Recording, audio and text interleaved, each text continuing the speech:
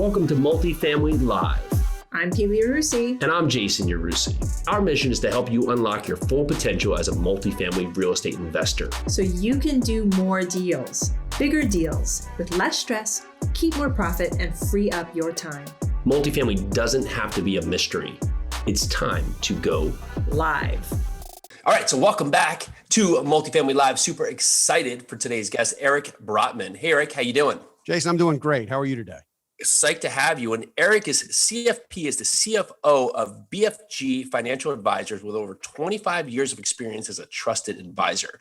He believes in financial literacy is the key to well-being and is the author of multiple books on personal finance, including his latest book, Don't Retire, Graduate, and the host of Don't Retire, Graduate podcast. Eric's approachable and actionable financial advice has been featured in the Wall Street Journal, Forbes.com, Yahoo Finance, WBAL, the Baltimore Sun, and many others. So Eric, psyched to have you on the show. What drew you? You said, okay, I'm probably preaching this a lot. I have to get a book going. I have to get a book out there to the masses to let them know how to get themselves in order.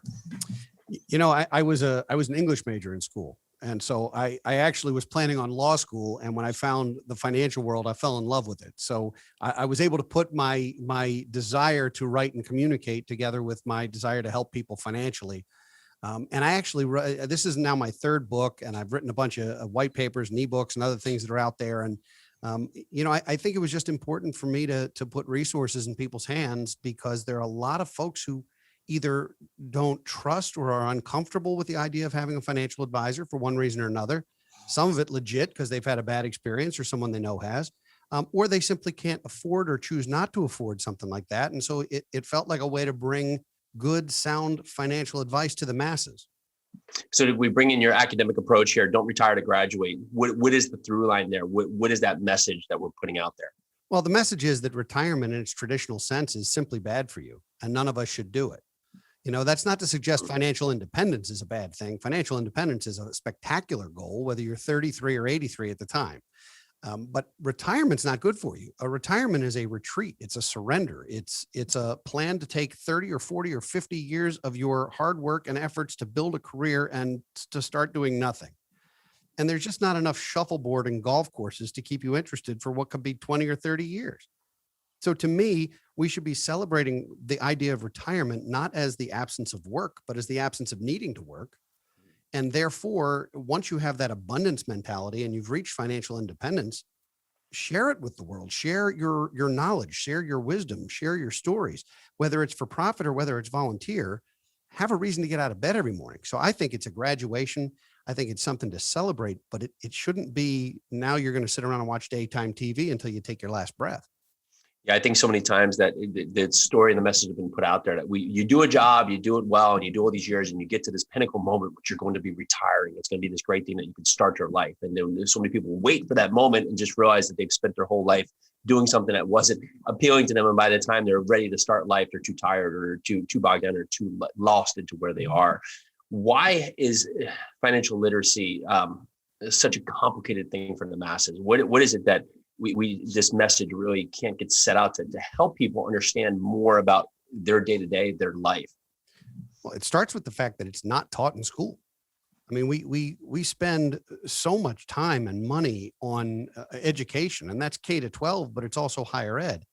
You can graduate with an undergraduate degree and have never had a course of any kind on personal finance. And it's one of the life skills that allows people to thrive and take care of themselves.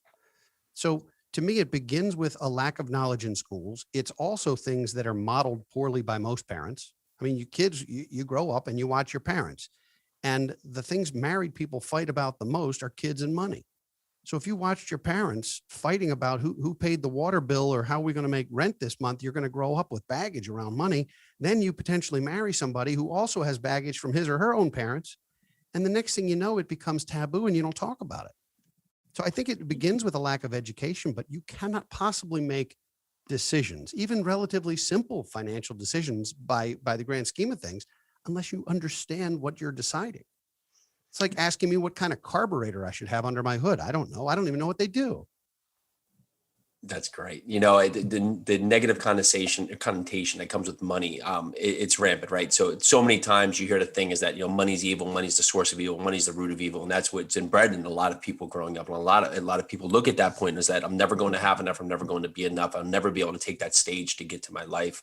For someone here who's listening, that's maybe not in a financial position that they're looking to be in, maybe struggling month to month, week to week, day to day, it could be any of those levels. What's an actual step they could take today to start transitioning, whether it be more tactical or more mindset? I'll let you pick the journey. Sure. The first step is the same for absolutely everyone, no matter where you are, no matter your age, no matter your wealth, no matter your sophistication. The very first step is inventory.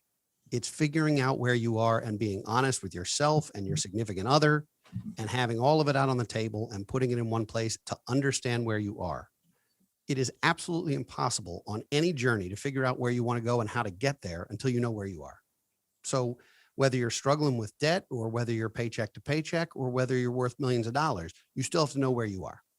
And then the next step is to make sure that all of your decisions are improving that station, improving where you are. So let's unpack that if you wouldn't mind, the inventory. So give me the inventory. What am I unpacking here to know what's the inventory that I'm analyzing here? The inventory is you start with all of your assets. What resources do you have? Do you own a home? Do you own real estate? Do you own stocks? Do you have a retirement plan? What are the assets that what is in the bank?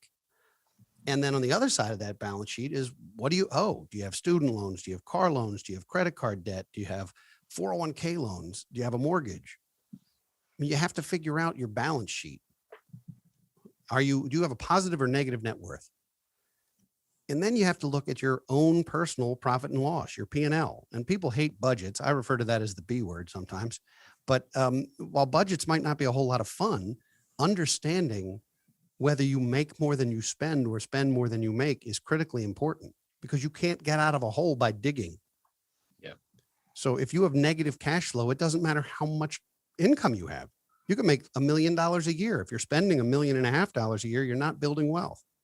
You hear the word hope a lot, right? So I hope I can cover this bills, and ultimately the hardest thing to do is actually look where your finances are, right? And so it can go on any level, whether you're rich or you're poor, just looking at your ultimate, your what's happening in your day to day. Because many times, you have things you don't need. I mean, you could look at our phone subscriptions in our phone. You probably have 7 right now that you haven't even thought about, that are charging you $3, $5, $12 a month.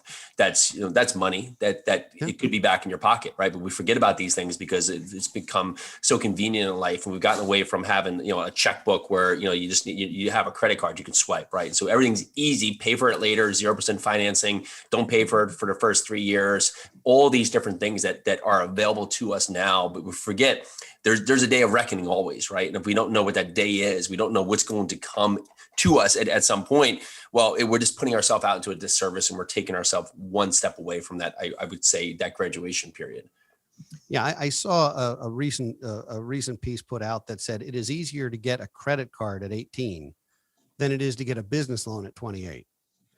And I find that incredible, but it's true. At 18, these companies throw themselves at you. You're your first week on campus, so to speak, and you don't really know how they work necessarily. You just know that pair of skis you wanted is suddenly available to you, and you swipe. And the next thing you know, you're paying 14, 15, 18% interest, and they've given you enough rope to hang yourself with financially. And but then you're 25, 26, 28, maybe you're an MBA, you're ready to start a business, and banks won't even talk to you until you've got 2 years of tax returns and history and all that. So how is that? That's so incongruent. I don't even know how to reconcile that, but you can get credit when you have no resources at all. Same thing with student loans. These companies will lend you $200,000 before you've ever had a job. But then I was watching an interview, I think a little quick snippet from Jamie Dimon of Chase, where they think they lost like $3 billion on a credit card offering. And he's like, I wish I lost 4. And the reason for that is because they were giving so many freebies up front, and that's where the loss was occurring. And he knew it was a one-time loss because the money they're going to make in just replication from years of people just getting into that spot where you just have enough to just pay potentially, the the payment due each month. And then that's where they're going to crush it in terms of the card. I think it was like the Chase Ink Preferred or something. One of these ones here where it's big up front, but they just get crushed in that. We miss all that because and one of the points they said is that, if you see something here, like you may have no intention to use a credit card, you just want to get it for the future, but they're like, but if you spend $5,000 in the first 3 months, we'll give you $1,000 back. And all of a sudden you see a bunch of people out there racing to spend $5,000. So they get this fictional $1,000, but they're spending $5,000 on the card of which they don't have, right? Just to get something back for $5,000 of things they don't need. It's 100% true. And it's kind of like a casino saying, please come, we'll give you a free room and $50 to play. Yeah. And they know you're hitting the ATM. That's not a gift. It's a taste. It's an enticement. Yeah. And they know they're going to win. They're going to put a new fountain in their lobby with the money that you lose after they've given you $50 because you're going to lose 500 and they know it. Yeah, that's great. That's great. So if you could have one defining message to leave with your book here, what's the one message? And I could go through 5. So if you need more than 2 or 3, what would be that message that you want to leave for the audience today? So when they pick up your book, they can look through that through line throughout the entire book.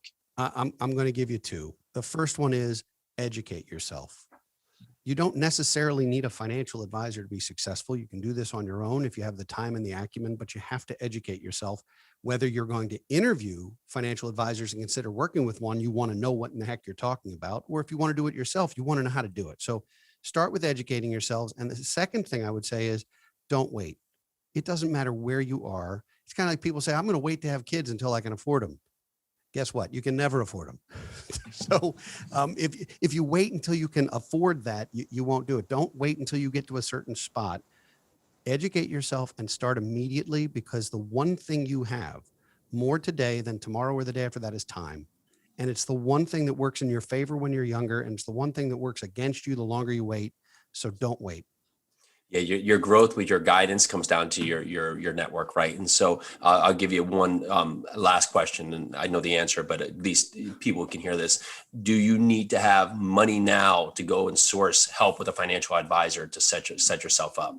And the answer is no. A lot of financial advisory firms say, oh, we only work with folks with a certain amount of money, and that's fine, and it's a business model. At our firm, we believe in financial planning for everyone. In fact, we have a website that is financialplanningforall.com, and it describes the financial planning process. It also describes something that's affordable to the masses. And then lastly, I would say, if you're not sure even what financial planning is, I published a white paper at whatisfp.com, and it's free. And it explains the process. It explains what you should be getting from a financial advisory relationship. And if you choose not to use an advisor, which is your prerogative, it also tells you the steps that you would have to go through yourself to build a plan. The book is a blueprint. It's 21 courses. It's 21 exercises. It's a fun read. It's not difficult. And we put out a workbook that has those 21 exercises, and you can build your own financial plan, starting with debt management and simple budgeting and moving on to all the way through to legacy and what's more important than money. That's fantastic. So financialplanningforall.com, whatisfp.com. You can get all the resources there. Pick up the book. I assume you can find the book on Amazon, all the usual suspects out there. Can they go to the site as well to find the book? They can. They can also go to brotmanmedia.com, which is where they'll find the books and the online courses and the podcast. And for those who want financial literacy education, we created a program called BFG University. And at BFG University, there are online courses. And the first one is a financial literacy course. It is 8 modules, and it's free to anyone who wants to do it. That's great. And it's appropriate, frankly, for junior high and high school students, as well as college students, young adults, or anybody who wants a refresher. It's all the basics in one spot, and there's no cost for it. That's fantastic. Well, Eric, thank you so much for coming on the show. Super appreciate your time. It's been fun, Jason. Thanks for having me. Thank you.